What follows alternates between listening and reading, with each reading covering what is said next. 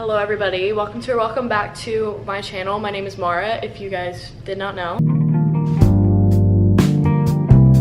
This reading vlog, I'm going to be rereading some of my old 5-star reads and seeing if they are still 5 stars or where the rating has changed, how I feel about them now. The last video was a rereading like OG popular book talk books, and I think you guys liked that one, so I'm hoping that you guys like this one too. A lot of these books I just wanted to reread anyway, just kind of tab them up and make them cute, see if I still feel the same way about them, if I still recommend them, and I think I picked 3 that are pretty good ones. So I'm gonna start one that I've raved about on here a lot. So the first book that I'm gonna be reading for this video is good old Icebreaker. I read this like right around when it first came out in 2022. I think I read it like a month after it came out, still pretty fresh, and then it hit Book Talk and just absolutely blew up. I love this book so much. If you don't know anything about it, it is about these 2 college kids. One plays hockey, his name is Nate, and he's the captain of the hockey team. The FMC is Anastasia, and she is a really, really talented figure skater, and she figure skates for their college but also wants to go like professional. Her figure skating partner is really, really hard on her, kind of not the greatest person ever. He ends up getting injured. There's this whole thing of like lies between the hockey player and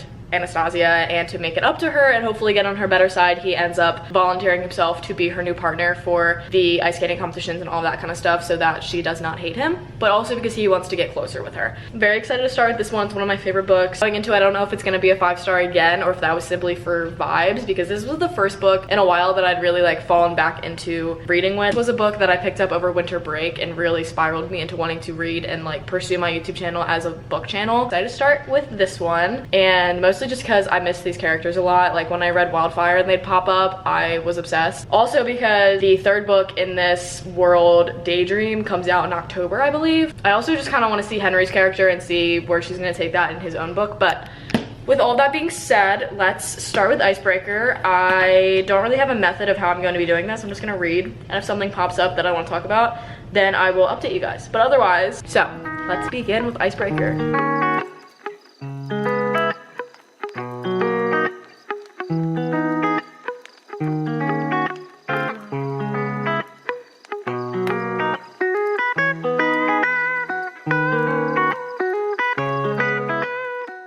I have been sitting here reading for a little bit, and I will say my initial thoughts, I don't remember it taking this long to kind of get to main point of the story, which is him kind of volunteering to skate with her. I will say I loved seeing their banter, and I really just miss dynamic between characters, and I feel like it's done so well in this book. Something that I really like about this book that I think a lot of people leave out when they talk about this book is the fact that it talks about like eating disorders and I think other like really important topics that are a little heavier, but I really think they're done in a great way in this book, because I was a cheerleader. A big thing in cheerleading is like flying and like the weight of a flyer, and I was always like a really tall flyer. Like I was always like really skinny, but I was tall. Naturally, like they wanted to put me as a base all the time, but I was really flexible, so they wanted me to fly. A lot of the times I was flying with bases that are smaller than me, like height-wise, and I just had to learn how to hold my weight a certain way so that it would make flying easier, because I also just really enjoyed flying, so I wanted to fly. A lot of the things going on in here with Anastasia and her partner kind of talking about her weight and how he struggles to lift her sometimes, it's stuff that really hits with me. Luckily, like that didn't affect me while I was doing cheerleading and while I was flying, because I just kind of didn't let that bother me, because I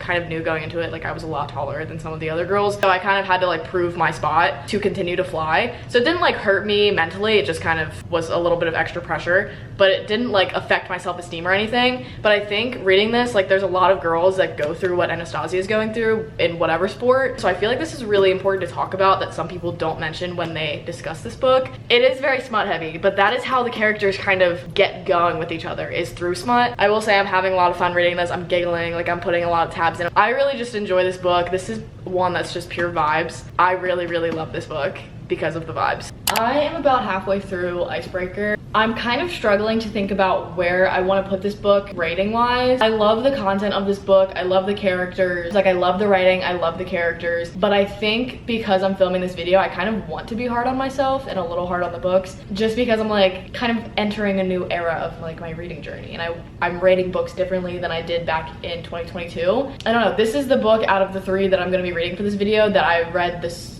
most recently. It's still like a year and a half in difference, but this is the most recent one that I've read. I don't know. I don't think it would be a 5. I think maybe it would be like between a 4 and a 5. It's still really close because, like I said, I rate books based on vibes anyway. Like, I don't care. There are plenty of books that I've read. Like, I read Punk 57 in my last video, gave that a 5 star. It's vibes. Like, I just like the book and I like things happening in it. What I like about this book a lot though is that there are multiple conflicts throughout the book. There's great communication. I hate books with bad communication. When I read a book, I don't want to be annoyed or like pissed off at characters. Like, I want to be able to enjoy myself, and this is one that I feel like I can really enjoy myself in, even if there are things happening that I relate to that maybe aren't like always positive things. I like other aspects of this book that kind of pick that up and make it fun to read, even though you're still tackling harder topics. I don't know, I think these characters have really great chemistry also, which makes it really fun to read. All in all, I think this could be another 5 star. If not, it's very close.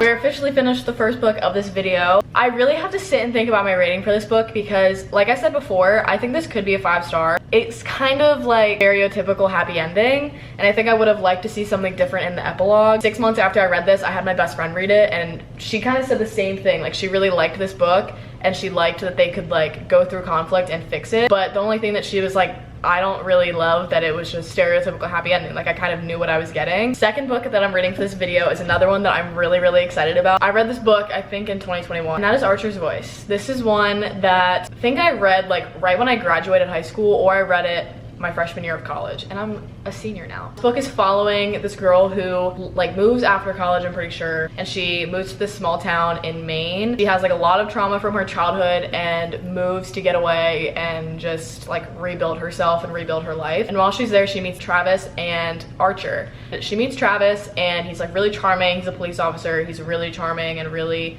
outgoing. Then she meets his other family member, Archer. He is really closed off, introverted, doesn't talk to people, super shy, and she later finds out that he is basically mute and just like does not speak to people. She like interacts with him one day and says something about him not like responding to her. Then she finds out and she's like, oh my god, I'm so sorry. Like, everybody's telling her that he's deaf and that he's kind of like this freak that just like doesn't talk to people. She ends up going and talking to him one day. He knows what she's saying and she's like, you're not deaf. And he's like, who said I was? Like, I never said I was. So they use sign language to communicate with each other so that he's more comfortable talking to her and they're not just like writing each other notes, because I remember that's how it starts. It's a really sweet book, really sad book, so I'm excited to get into it, but I'm also a little nervous. I had tried to read other books by this author afterwards and I just couldn't get into them. I read the second book to this one, which follows Travis. Didn't really like it. I gave it like a 2 or a 3 star, and then I had read Most of All You and I DNF'd it. This is the only book that I've read by her that I've really enjoyed. So we're gonna see if it still holds up. I feel like it probably will. Like, people still really like this book and still talk about it a lot.